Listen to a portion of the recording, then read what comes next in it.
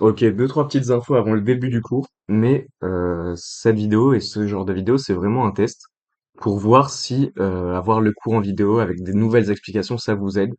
Si ça vous aide, tant mieux. Faites-moi part, s'il vous plaît, si vous voulez que je fasse d'autres vidéos. Pour l'instant, c'est vraiment un test. Si je vois que c'est utile à personne et que ça intéresse pas trop, bon bah ce sera ma seule vidéo. Mais si vous me dites que ça vous aide et que vous voulez des vidéos sur les autres cours, bah ce sera avec plaisir que je vous fasse des vidéos sur les autres cours. Donc voilà, vous me dites si ça vous aide, si ça vous plaît. Et dernière info, il faut savoir que cette vidéo, c'est vraiment tout sauf un support officiel. C'est juste pour vous aider. Donc voilà, si ça vous aide, tant mieux. Si ça vous aide pas, vous pouvez vraiment vous en passer, il n'y a pas de souci. Et dites-moi si vous voulez que je fasse d'autres vidéos comme celle-ci. Voilà, bon cours et courage pour votre année. Bonjour à tous ceux qui m'écoutent. Donc là, ce qu'on va faire, ça va être un cours comme en cours magistral, donc comme ce qu'on avait fait à la tutre rentrée, mais en version vidéo. Comme on n'a pas le temps de faire tous les cours en présentiel, je vais vous faire des cours en vidéo. Pour ceux qui aiment bien écouter plutôt que juste lire, pour ceux qui ont une mémoire auditive, et je vais rajouter deux, trois explications en plus que le prof ne dit pas dans ses vidéos. Pour ceux qui se demandent la différence entre ce que je fais là et les vidéos du prof, c'est vraiment les explications. Si vous voulez, les fiches, c'est le texte de la vidéo mot à mot, mot pour mot. Et moi, ce que je vais faire, c'est rajouter deux, trois explications en plus pour que ce soit plus clair pour vous. Donc vraiment, attention, c'est pas un support officiel. Si vous voulez, vous pouvez vraiment vous passer des vidéos, vous regardez si ça vous aide, si ça vous aide pas, ne vous embêtez pas vraiment avec ça. Donc voilà, on va commencer sur le catabolisme des acides aminés. Donc, ce cours, il va être en deux grandes parties. D'abord, on va parler de l'élimination du groupement aminé, et ensuite, on va faire une grande partie sur l'uréogenèse et l'ammoniogénèse. Voilà. Donc, d'abord, il faut savoir qu'il y a deux manières d'obtenir des acides aminés, soit par la dégradation des protéines alimentaires, vous mangez, vous avez vos acides aminés dans les protéines, soit en les synthétisant de nouveau, c'est-à-dire que vous les synthétisez à partir de d'autres molécules qui ne sont pas des acides aminés. Phrase super importante, il n'y a pas de protéines dont la seule fonction serait de maintenir un apport en acide aminé. Voilà, les protéines servent à autre chose, pas à maintenir un apport en acide aminé. Et phrase encore plus importante, les acides aminés ne peuvent pas être stockés. Voilà, tout simplement. Contrairement aux glucides et aux lipides qui peuvent, glucides au glycogène, lipides au tissu adipeux. Donc, maintenant qu'on a ça, si on a trop d'acides aminés, donc un excédent, il va être dégradé en squelette carboné et en ammoniac. Donc là, on va détailler ça, mais ça va être assez important de comprendre ça. Donc le squelette carboné, il va être converti en intermédiaire pour les différentes voies métaboliques. Donc squelette carboné, c'est juste des atomes de carbone. Voilà, c'est une chaîne carbonée. Et donc ça peut être utilisé dans plein de réactions. Et l'ammoniac, donc ça, il va falloir l'éliminer. L'ammoniac, c'est toxique, il va falloir l'éliminer. Donc on va le convertir en urée via l'uréogenèse. Donc ce sera la deuxième partie de ce cours. Donc il va y avoir un équilibre entre la dégradation et le renouvellement des acides aminés. Ça, la notion d'équilibre, c'est super important. Et donc, nos protéines, elles vont être renouvelées en continu. Ça veut dire qu'on va tout le temps avoir de la dégradation et tout le temps avoir de la synthèse de protéines. Et la durée de vie d'une protéine, elle se définit grâce à sa demi-vie. Donc la demi-vie, c'est un peu comme en biophysique, dans la radioactivité, mais elle peut varier. Donc, soit pour des protéines de structure, la demi-vie va être assez longue, donc on vous dit plusieurs semaines à plusieurs mois, donc comme le collagène par exemple, qui est une protéine de structure. Et une protéine comme l'insuline, parce que oui, l'insuline, c'est une protéine, ou un polypeptide si vous préférez, mais c'est une protéine, c'est un messager, donc ça va vivre très peu de temps, quelques minutes, voilà. Ça, c'est pour la demi-vie. Et donc, toute cette synthèse, ça va être pile suffisant pour remplacer les protéines qui sont dégradées. Donc, on va vraiment avoir un équilibre. Et donc, attention, notion importante, on va avoir un pool d'acides aminés. Donc, un pool d'acides aminés, ça va être pas un stockage, mais ça va être une certaine réserve d'acides aminés, mais qui ne sont pas stockés, qui vont venir soit des protéines endogènes, donc celles qui composent notre corps, soit des protéines alimentaires, donc celles qu'on va manger, et de la synthèse des acides aminés non essentiels. Petit rappel sur les acides aminés essentiels et non essentiels. Les essentiels, vous ne pouvez pas les fabriquer, donc vous allez être obligé de les apporter par l'alimentation, et les non essentiels, vous pouvez les fabriquer par vous-même. Donc, par la dégradation, on va obtenir un pool d'acides aminés, et ce pool d'acides aminés va être utilisé pour synthétiser des protéines, mais aussi des glucides ou des corps cétoniques. Attention, les acides aminés, donc ça compose des protéines, donc on va pouvoir s'en servir pour composer des protéines, pour faire des protéines, mais on va avoir deux types d'acides aminés. Là, c'est pas écrit, c'est moi qui vous le dis. Il y a des acides aminés glucoformateurs, des acides aminés cétoformateurs et des acides aminés mixtes. Les glucoformateurs, donc c'est dans le nom, ils vont pouvoir faire des glucides. Ils vont pouvoir se transformer en glucides. Les cétoformateurs, ils vont pouvoir se transformer en corps cétonique. Et les mixtes, ils vont pouvoir faire les deux. Donc, petite remarque assez importante, il va y avoir un équilibre entre la synthèse et la dégradation des protéines, et ça va être équivalent à 400 grammes de protéines par jour. C'est-à-dire qu'on va casser 400 grammes de protéines tous les jours, et on va en fabriquer 400 grammes. Voilà, tout simplement. Donc, pour récapituler, les protéines, soit elles viennent du bol alimentaire, soit on les fabrique nous-mêmes. Elles vont être dégradées par des protéases et des peptidases, et une fois découpées en monoentités, ça c'est des rappels de intro Bioche Métabo, une fois découpées en monoentités, les acides aminés ils vont pouvoir être libérés dans le sang, et c'est là où on va pouvoir s'en servir. Voilà. Ça, c'est la fin pour cette petite partie d'introduction sur l'équilibre. Maintenant, ce schéma va être assez important à comprendre pour la suite du cours. Donc, ce que je voulais bien vous faire comprendre, c'est que un acide aminé, c'est dans le nom acide aminé. Acide parce qu'il y a une fonction carboxylique, donc acide carboxylique, et aminé parce qu'il y a une fonction amine. Donc, on vous rappelle qu'un acide aminé, ça va être un carbone asymétrique, sauf pour la glycine, qui va être lié à un amine, et une fonction carboxylique, et aussi un radical R, mais là pour l'instant on va s'intéresser surtout aux fonctions amines et carboxyliques. Donc nos acides aminés dans le sang, ils vont pouvoir être soit utilisés pour synthétiser des protéines ou fabriquer d'autres acides aminés avec des réactions de transamination ou de conversion. Transamination, on va le voir, vous inquiétez pas. Ou alors, ils peuvent être dégradés, tout simplement. Soit ils peuvent subir une décarboxylation. Donc décarboxylation, pardon, c'est dans le nom. On enlève la fonction carboxylique, fonction carboxyle. Ou alors, ils peuvent avoir des réactions de transamination et de désamination. Donc transamination, on prend l'amine pour le mettre ailleurs, et désamination, on retire l'amine, tout simplement. Et ça, c'est pour être dégradé. Donc le NH3, on vous a dit que c'était toxique et qu'il fallait s'en débarrasser. Donc, on va avoir plusieurs manières de s'en débarrasser. On va avoir le cycle de l'urée, la glutaminogénèse ou l'ammoniogénèse. Voilà, c'est trois choses qu'on va voir vraiment tout à l'heure dans la deuxième partie du cours. Donc, on a dit que le COH, on faisait des décarboxylations. On a dit que le NH, on faisait des transaminations et des désaminations. Et maintenant, il ne nous reste plus que le squelette carboné. Le squelette, du coup, hydrocarboné, on dit aussi. Il va être utilisé pour des réactions d'oxydation ou pour tout simplement la synthèse du glucose pour les acides aminés glucoformateurs et la synthèse de corps cétonique pour les acides aminés cétoformateurs. Donc pour le NH3, il va y avoir deux cas de figure. Premièrement, il est en faible concentration, donc ça va être un carrefour métabolique qui va être important pour synthétiser des nouveaux acides aminés. Donc, je vous ai dit que c'était toxique, mais à forte dose. À faible dose, on va s'en servir pour fabriquer des nouveaux acides aminés. Parce que je vous ai dit que dans un acide aminé, il y a une fonction amine. Donc, on va se servir de cette fonction, de ces NH3, pour fabriquer des nouveaux acides aminés. Ou alors des sucres aminés ou des nucléotides. Et donc, deuxième cas de figure, on est en forte concentration de NH3. Il va devenir toxique. Donc, on va le transformer en urée pour l'éliminer. Voilà. Donc là, vous avez un petit schéma assez peu explicite, étant donné que vous ne connaissez pas encore toutes ces molécules, mais vous allez voir le cours et tout va s'éclaircir. Donc ce qu'on retient, c'est que le NH3 a trop forte concentration, il est toxique, donc on le maintient à faible concentration.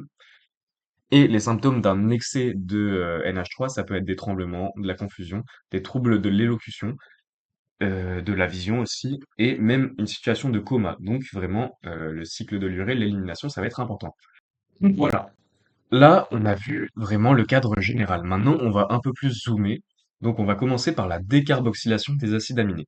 Donc, je vous ai dit que c'était un carbone asymétrique avec un amine, un radical, un hydrogène et une fonction carboxyle, là, on va voir comment on se débarrasse de cette fonction carboxyle. Donc, tout simplement, c'est par décarboxylation. Et l'enzyme, c'est facile, c'est des décarboxylases. Donc tout va bien. Et chaque décarboxylase va être spécifique à un acide aminé. Pour la glycine, on va avoir une enzyme qui va décarboxyler la glycine. Pour la lanine, on va avoir une enzyme spécialisée pour la lanine, etc. Voilà. Attention, c'est une réaction qui va être irréversible. Une fois qu'on a enlevé le CEOH, on ne peut plus le remettre. Maintenant, la preuve que vous reteniez deux petits exemples. Le glutamate, ça va permettre d'obtenir du GABA. Le GABA, c'est un neurotransmetteur. Je sais pas si c'est très important de le savoir, mais voilà. Petit mémo, ça commence par G, facile.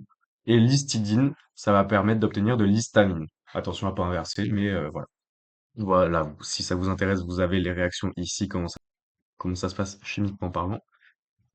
Donc là, on a un tableau avec beaucoup d'infos. Est-ce qu'il faut tout apprendre? Alors, je dirais au moins tout ce qui est surligné, ça, apprenez-le. De toute façon, on a les deux exemples qu'on a vus. Et le reste, peut-être lisez-le, essayez de vous en imprégner un peu, mais c'est pas une info méga importante. Après, on sait jamais ce qui peut tomber, mais personnellement, je n'avais pas tout appris par cœur. Donc, maintenant, tout simplement, on a vu comment on éliminait le COH par décarboxylation. Maintenant, il nous reste plus que un carbone avec un radical, un hydrogène et un amine. Donc, on va voir comment on retire l'amine. Donc, élimination du groupement aminé. Donc, alors, on nous dit que le catabolisme des acides aminés, ça va reposer sur trois grandes étapes. D'abord, l'élimination du groupement aminé, donc là, ce qu'on est en train de voir, qui va être transporté vers le foie. Ensuite, deuxième étape, la conversion de ce NH3 via le cycle de l'urée, donc ça se passe encore dans le foie, donc ça va se transformer en urée, et ensuite il sera excrété par les reins. Et enfin, la dernière étape, la dégradation du squelette hydrocarboné, donc il va pouvoir générer des intermédiaires métaboliques ou alors être catabolisé en CO2 et utilisé pour des voies anaboliques. Donc voilà, tout simplement, on peut faire un peu ce qu'on veut avec le squelette hydrocarboné. La première étape, du coup, l'élimination du groupement amine, ça va commencer par des réactions de transamination et de désamination. Donc on va définir un peu tout ça. La transamination, c'est une réaction qui consiste au transfert d'un groupement amine d'un acide aminé vers un alpha-cétoacide. Alors, qu'est-ce que c'est un alpha-cétoacide? On en voit seulement deux exemples dans ce cours. Donc retenez ces deux exemples et ça ira pour alpha-cétoacide.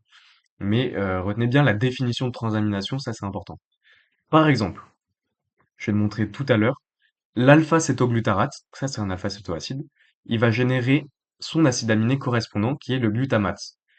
Oui, parce que chaque alpha-cétoacide a un acide aminé qui lui correspond. Donc je vais vous montrer un exemple ici. Par exemple, avec l'aspartate et le glutamate. Donc, ce qui va se passer, c'est que on a ici notre aspartate qui a un groupement NH3 qu'on veut transférer à un alpha-cétoacide. Donc, ce qui va se passer, c'est que ce NH3 ici, on va le mettre sur cet alpha-cétoacide à cet endroit-là, et on remarque que cette molécule-là, avec le NH3 à cet endroit-là, c'est ça, ça donne ça, et cette molécule, elle s'appelle le glutamate. Donc, tout simplement, si on met un NH3 à cet endroit-là de l'alpha-cétoglutarate, ça nous donne du glutamate. Voilà. Donc le glutamate, c'est l'acide aminé correspondant à l'alpha-cétoglutarate. Donc voilà, glutamate, alpha-cétoglutarate, c'est l'alpha-cétoacide et son acide aminé correspondant. Voilà. Maintenant, par exemple, donc là, on voit encore que l'alpha-cétoglutarate, il va recevoir un NH3 pour cette réaction, et il va encore se transformer en glutamate. Les réactions qui vont faire des transaminations, ça va être des transaminases, tout simplement. Donc ça, c'est pour la transamination. Et maintenant, pour la désamination oxydative, donc désamination, on enlève un amine, donc réaction qui permet de l'élimination d'un groupement aminé, de l'acide aminé relais, donc c'est juste le nom de l'acide aminé auquel on retire le NH3. Donc par exemple, ça peut être un glutamate, donc on va lui retirer tout simplement son NH3. Donc cette réaction, elle va être catalysée du coup par la glutamate déshydrogénase, et ça va se faire au niveau du foie et des reins. La désamination oxydative, c'est au niveau du foie et des reins. Voilà.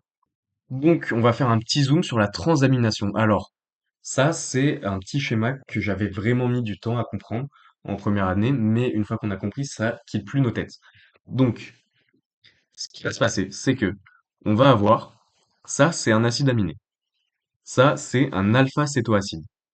Ce qui va se passer, c'est que cet acide aminé-là, il a ce NH3 dont il veut se débarrasser. Il veut se débarrasser de son NH3 en le collant à un alpha-cétoacide. Donc, le NH3 qui est là, il va le mettre à cet endroit-là. En fait, ils vont faire un échange, en fait. Ils vont échanger l'amine et le O, et l'oxygène. Donc, au final, ce que ça va donner, c'est que cet acide aminé-là va donner ce NH3 à cet alpha-cétoacide, et cet alpha-cétoacide, avec ce NH3-là, du coup, va devenir un acide aminé. Regardez, si on regarde bien, on a un radical, un carbone asymétrique, qui est lié à un hydrogène. On a du coup la fonction amine et on a ici la fonction carboxyle. Donc cet acide aminé-là a donné son amine à un alpha-cétoacide et cet alpha-cétoacide est devenu l'acide aminé correspondant. Tandis que cet acide aminé, lui, il a reçu l'oxygène à la place de son NH3 et il s'est transformé en un autre alpha-cétoacide. Donc lui va devenir lui et lui va devenir lui. Voilà, c'est bien ça qu'il faut comprendre parce qu'on sait pas trop où vont les flèches. Mais voilà, donc ça va être un échange au final de NH3 et d'oxygène. Donc il faut savoir que les réactions de transamination, elles vont être réversibles. Ça, c'est important à savoir. Et elles utilisent toutes le même coenzyme, le phosphate de pyridoxal, qui est issu de la vitamine B6. Ça, vous voyez ça en enzyme. Donc là, on va avoir deux exemples de transamination assez importants. Et ça va être des enzymes que vous reverrez même pendant toutes vos études de médecine parce que ça va être des enzymes qu'on va doser. L'azate et l'alate. Donc azate pour aspartate aminotransférase et alate pour alanine aminotransférase. Ça va être les deux exemples qu'il va falloir connaître. Donc ça, on vous avait vu, enfin on vous avait montré le cas général avec n'importe quel acide aminé. Là maintenant, on va se retrouver avec l'aspartate qui va donner son NH3 à de l'alpha-cétoglutarate. On voit que l'alpha-cétoglutarate avec un NH3, il devient du glutamate, qui est son acide aminé correspondant. Et l'aspartate, avec son oxygène, lui, il va devenir de l'oxaloacétate, qui est son alpha-cétoacide correspondant. Voilà, c'est ça une transamination. Maintenant, donc ça c'est tout ce qu'on explique ici, c'est réversible aussi. Maintenant, pareil pour la late, on a notre alanine cette fois, à qui on va mettre l'oxygène qu'il y a sur l'alpha-cétoglutarate. Il va devenir un pyruvate, qui est son alpha-cétoacide correspondant. Et l'alpha-cétoglutarate, lui, il va gagner le NH3 de l'alanine. Il va devenir le glutamate. On rappelle que le glutamate, c'est l'acide aminé correspondant à l'alpha-cétoglutarate. Et là, on voit, ça nous confirme que l'alpha-cétoglutarate avec une fonction amine, ça devient un glutamate. Voilà. Essayez de bien comprendre ça. C'est peut-être un peu lourd au début, mais voilà, c'est un échange au final de groupement. Et chaque alpha-cétoacide va avoir un acide aminé correspondant. Voilà un petit récap, si vous voulez, de chaque acide aminé et alpha-cétoacide correspondant. Le glutamate, ça va être l'alpha-cétoglutarate, l'aspartate, ça va être l'oxaloacétate, et l'alanine, ça va être le pyruvate. Donc ces réactions de transamination, elles vont être importantes pour l'équilibre, comme on vous avait dit, entre les différents acides aminés. Ça va permettre de garder du coup un équilibre entre les groupements aminés et les alpha-cétoacides correspondants. Ça va permettre la synthèse d'acides aminés non essentiels. Donc, ça, on vous l'avait dit, que les acides aminés ont besoin de NH3 pour être synthétisés. Et donc, ce qu'il faut comprendre avec ça, c'est que la synthèse des acides aminés non essentiels, ça se fait par transamination. Par exemple, vous avez votre glutamate ici. On peut le fabriquer tout simplement à partir de l'alpha-cétoglutarate. Donc, c'est pas un acide aminé essentiel. On peut le faire comme ça. Et tous les acides aminés non essentiels, on peut les faire par transamination de la même manière. Voilà, donc ça c'était pour la partie sur la transamination. C'était peut-être un peu complexe, mais vous inquiétez pas, prenez votre temps. Ça viendra vraiment, je vous promets, au fur et à mesure. Donc maintenant, la désamination oxydative. Alors, ça va être une réaction qui va concerner le glutamate. Donc le glutamate, il va recevoir le NH par transamination, par exemple ici. Et le but, ça va être d'éliminer le NH3 qui vient de recevoir. Ça va se faire au niveau du foie et du rein, et ça va libérer de l'alpha-cétoglutarate. Donc, on va un peu zoomer sur cette réaction. Ce qui va se passer, c'est une réaction assez particulière parce qu'elle est réversible, mais elle n'est pas faite de la même manière selon le sens de la réaction. Ce qu'on voit ici, c'est que quand on est dans le sens de la désamination du glutamate, on dit désamination oxydative parce que ça utilise une molécule d'eau, et donc on va avoir cette réaction du coup euh, dans le sens de la désamination oxydative du glutamate, on va avoir du NAD+, comme coenzyme. Donc ce qui va se passer, c'est que dans le H2O, on va prendre le O et on va le lier ici. Et c'est pour ça qu'on va se retrouver avec cette liaison-là. Et les deux H du coup de la molécule d'eau, on voit qu'ils se retrouvent ici. Donc le NAD+, en fait, c'est peut-être pas euh, comme ça que ça se passe chimiquement parlant, mais moi, ça m'aidait à bien comprendre. Donc je me disais que ce O du H2O, il va se retrouver ici. Donc là, on voit ce qui se retrouve sur le même carbone. Et les deux H, ils vont se retrouver sur le NADH, enfin sur le NAD+, qui va du coup se transformer en NADH plus H+. Du coup, en faisant cette réaction, en se disant que ça marche comme ça, on a le compte des atomes, on a le O qui va se retrouver ici, et on a les deux H qui vont se retrouver ici.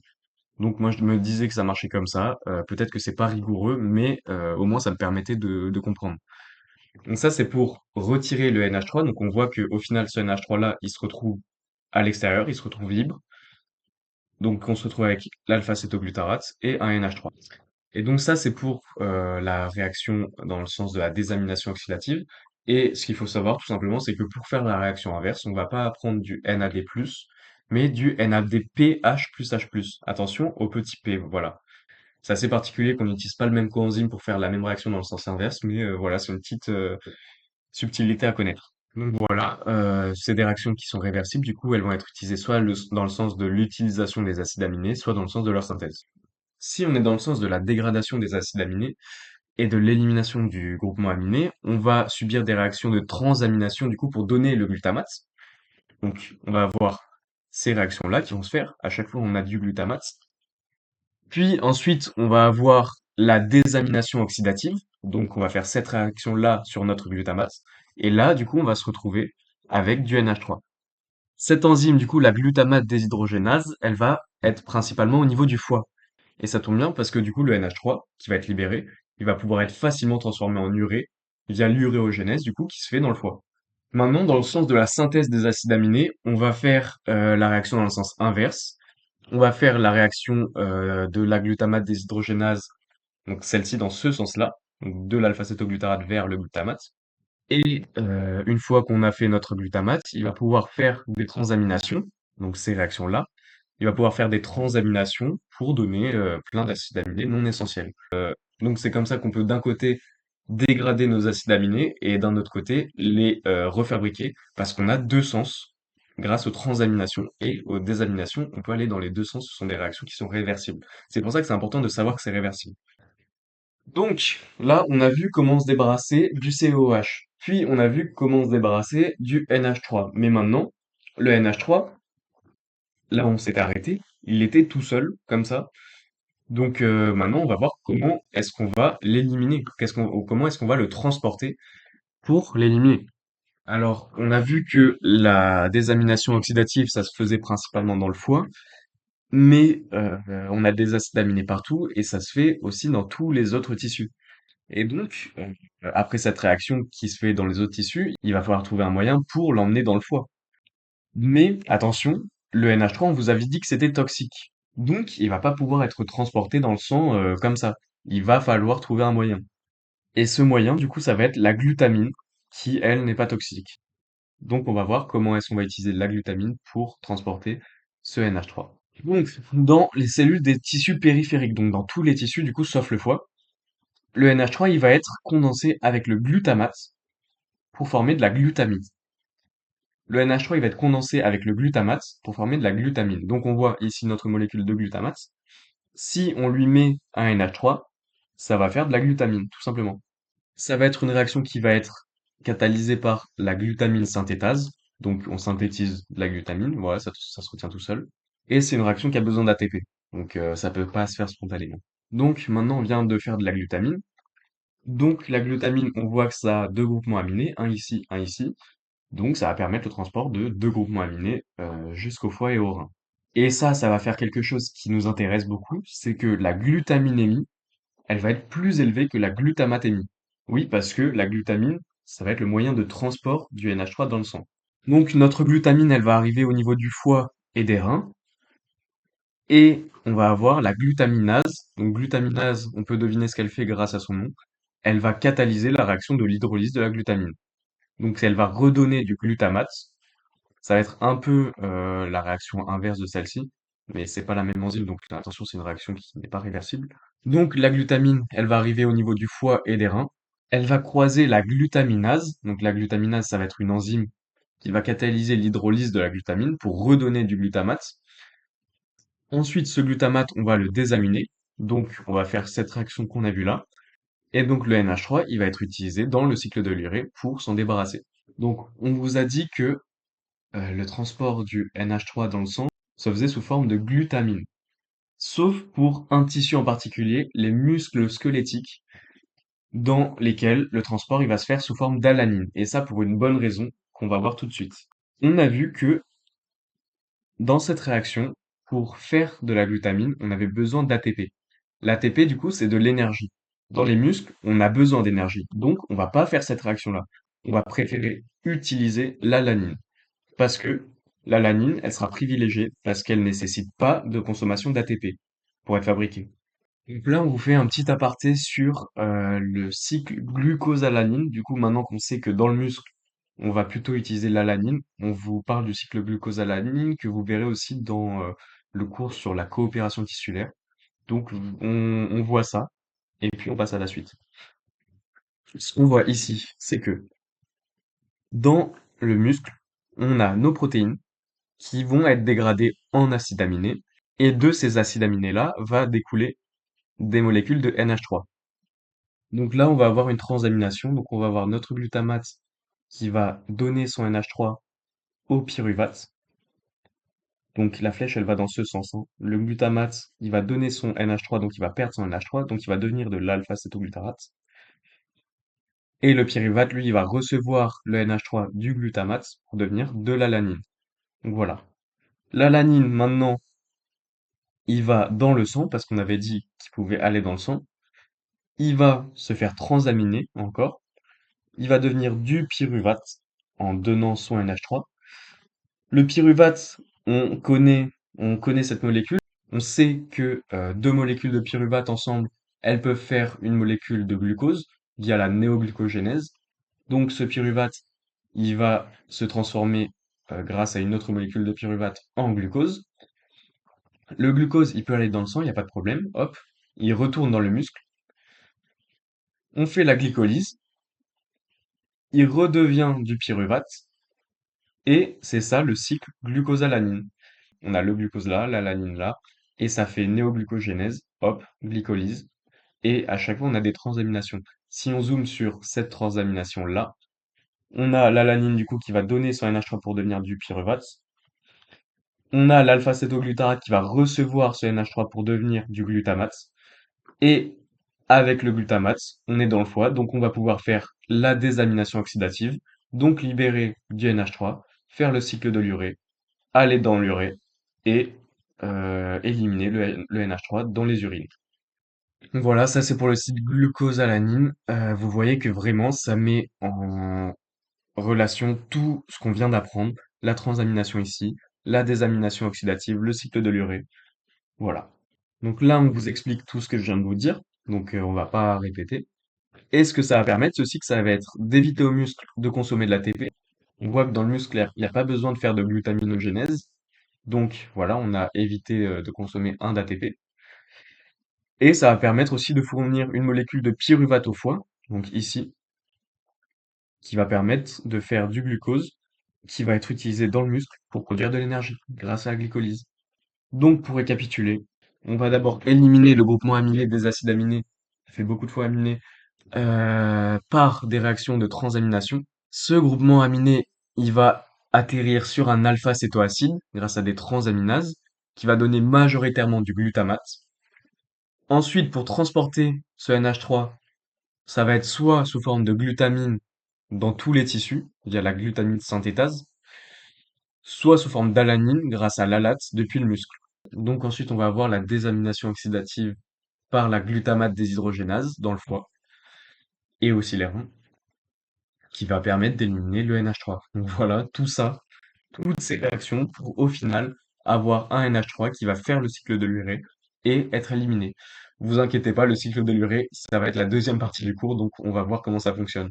Donc vraiment, au final, on aura tout le parcours des acides aminés, donc là au tout début, de nos acides aminés, par exemple l'aspartate, ça peut être n'importe lequel, jusqu'à la molécule d'urée, qui va permettre d'éliminer ce NH3. Voilà, donc là, on a vraiment tout un trajet qui va être super complet à la fin du cours. Donc là, on va zoomer au niveau cellulaire et on va voir comment le glutamate, il va passer du cytosol vers la mitochondrie. Parce que il faut savoir que la désamination oxydative, donc quand on retire le NH3 d'une molécule de glutamate, elle va se faire donc dans le foie et plus précisément dans les mitochondries. Donc, il va falloir faire en sorte que le glutamate, il passe du cytosol vers la mitochondrie. Et on va voir comment ça marche. On avait dit qu'il y avait deux manières de transporter le NH3, donc l'alanine ou la glutamine. L'alanine pour les muscles, la glutamine pour tous les autres tissus. Donc, on va dire que l'alanine a un accès indirect à la mitochondrie. Donc, là, on voit ici le schéma. On voit que l'alanine ne peut pas passer la barrière mitochondriale. Donc, il va falloir trouver un moyen de détourner. Donc, ce qu'elle va faire, l'alanine, c'est que elle va utiliser l'enzyme ALAT. Donc, on rappelle que l'ALAT, ça va faire une transamination juste ici. Donc, ALAT, l'alanine, elle va pouvoir se transformer en glutamate grâce à la transamination. Ça va donner du coup du pyruvate plus du glutamate. Et le glutamate, lui, il peut passer la barrière mitochondriale. Donc voilà, le glutamate, hop, il passe dans la mitochondrie. Donc là, on est au niveau de la mitochondrie. On va pouvoir, donc on a dit que la glutamate déshydrogénase, elle était dans la mitochondrie, donc il va pouvoir se faire désaminer par la glutamate déshydrogénase et on aura notre NH3 qui sera libéré. Et pour la glutamine, c'est encore plus simple. Elle passe directement dans la mitochondrie. Elle va avoir besoin de la glutaminase pour se faire transformer en glutamate et libérer son premier NH3. Donc on rappelle que la glutamine. Donc on voit que la glutamine, elle a deux fonctions amines. Donc elle va pouvoir se transformer en glutamate et libérer son premier NH3. Et après, le glutamate va pouvoir se faire désaminer par la glutamate déshydrogénase. Et tout ça, ça marche grâce à un transporteur, et plus précisément un échangeur, qui va être l'échangeur aspartate-glutamate. Cet échangeur, il fait partie de la navette malate-aspartate que vous avez vu dans le cours sur la glycolyse. Et voilà le schéma. On va voir comment ça va se passer. Je vais zoomer un peu plus dessus, essayer de suivre ce que je vous dis avec le schéma et peut-être éventuellement de le refaire à la maison.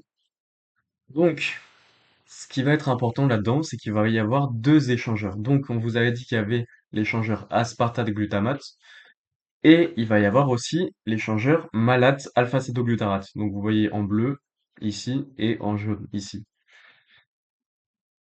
Ce qui va se passer, c'est que à l'extérieur et dans la mitochondrie, il va y avoir une transamination. Donc, l'oxaloacétate et le glutamate, ils vont pouvoir rentrer dans la mitochondrie, sauf que l'oxaloacétate, il va d'abord avoir besoin de se transformer en malate par la malate déshydrogénase. Une fois rentré dans la mitochondrie sous forme de malate, il redevient de l'oxaloacétate. Donc globalement, c'est la même étape, hein, oxaloacétate et glutamate qui rentrent dans la mitochondrie, sauf que l'oxaloacétate, il va avoir besoin de se transformer en malate juste avant. Donc l'oxaloacétate, il va rentrer dans la mitochondrie sous forme de malate, puis il va se faire transformer de nouveau en oxaloacétate via la malate déshydrogénase mitochondriale, parce qu'on est dans la mitochondrie. Donc on se retrouve avec un glutamate dans la mitochondrie, un oxaloacétate dans la mitochondrie, et qu'est-ce qu'on fait avec un glutamate et un oxaloacétate et l'enzyme ALAT? On va faire une transamination. Donc, dans la mitochondrie, maintenant, on va se retrouver avec un alpha-cétoglutarate, qui est l'alpha-cétoacide correspondant au glutamate. On va se retrouver avec un aspartate, qui est du coup l'alpha-cétoacide correspondant à l'oxaloacétate. Et ces deux molécules-là, elles vont pouvoir sortir de la mitochondrie. Donc, elles vont sortir de la mitochondrie, elles vont resubir une transamination, et ça va donner glutamate, oxaloacétate, et on a fini le cycle. Glutamate, il rentre directement. Oxaloacétate, il devient du malate, il rentre, il redevient de l'oxaloacétate. Transamination, ça ressort, retransamination, et c'est ça, la navette malate-aspartate. Waouh! J'espère que vous avez tout bien suivi. Donc, là, vous avez tout ce que je viens de vous expliquer, avec un petit schéma récap, et on a fini pour cette première partie. Donc, uréogenèse et ammoniogénèse, on va voir ça dans une deuxième vidéo. Pour l'instant, concentrez-vous bien sur cette partie. Si on fait un petit récap, que je vais vous faire tout de suite. D'abord, on a d'abord une notion importante. On ne peut pas stocker les acides aminés et les protéines. Voilà. Ensuite, on va avoir un équilibre entre la dégradation et le renouvellement des acides aminés. Cet équilibre, il correspond à 400 grammes de protéines par jour. Maintenant, pour la dégradation des acides aminés, on a notre acide aminé qui a son carbone asymétrique avec un squelette hydrocarboné, un hydrogène, un COOH et une fonction amine. Pour se débarrasser du COOH, donc la fonction carboxyle, on va faire une décarboxylation. C'est cette partie-là, avec ces deux exemples à retenir. Pour éliminer le groupement aminé, ça va être un peu plus compliqué. Ce qui va se passer, c'est qu'on va avoir une transamination pour transférer le NH vers un alpha-cétoacide pour en faire un autre acide aminé, souvent du glutamate, par transamination. Ça, c'est la première réaction, ça va être la transamination. Ensuite, on a vu que dans le foie, on pouvait faire une désamination oxydative par la glutamate déshydrogénase. Donc, on va retirer le NH3 du glutamate pour le libérer. Mais comme on a des transaminations et une synthèse du glutamate qui se fait euh, dans tous les tissus, on va avoir besoin de transporter cet excès d'ammoniac dans le sang pour l'amener au foie, parce que c'est dans le foie qui va se passer la désamination oxydative. Donc, euh, les NH qui sont dans les tissus périphériques, ils vont aller sur le glutamate pour faire de la glutamine, et c'est comme ça qu'ils vont se faire transporter dans le sang. Ça, c'est vrai pour tous les tissus, sauf pour les muscles, dans lesquels le transport va se faire sous forme d'alanine. L'alanine va participer au cycle glucosalanine, et c'est tout pour le fonctionnement général. Maintenant, si on retourne dans la mitochondrie, dans la cellule plutôt, l'alanine va avoir besoin de se transformer en glutamate pour entrer dans la mitochondrie. La glutamine, elle, va directement passer dans la mitochondrie. Et le transport du glutamate dans la mitochondrie va se faire grâce à toute cette malate-aspartate, grâce notamment aux échangeurs malate-alpha-cétoglutarate et glutamate-aspartate. Voilà, c'est comme ça qu'on se débarrasse d'une molécule de NH3. Voilà, et maintenant on se retrouve dans notre foie avec notre molécule de NH3 libérée. Et donc dans la partie suivante, on va voir qu'est-ce qu'on va faire avec cette molécule de NH3, comment va fonctionner le cycle de l'urée pour pouvoir l'éliminer grâce au rein. Voilà, donc pour l'instant, si vous avez compris les grands principes, c'est déjà très bien. Vous reverrez le cours, tout va s'éclaircir, je pense, dans votre tête. En attendant, si vous avez des questions, si vous avez des notions qui sont pas claires, qu'il faut que je réexplique, n'hésitez pas vraiment à aller sur le forum, je répondrai le plus vite possible. Et merci beaucoup de m'avoir écouté.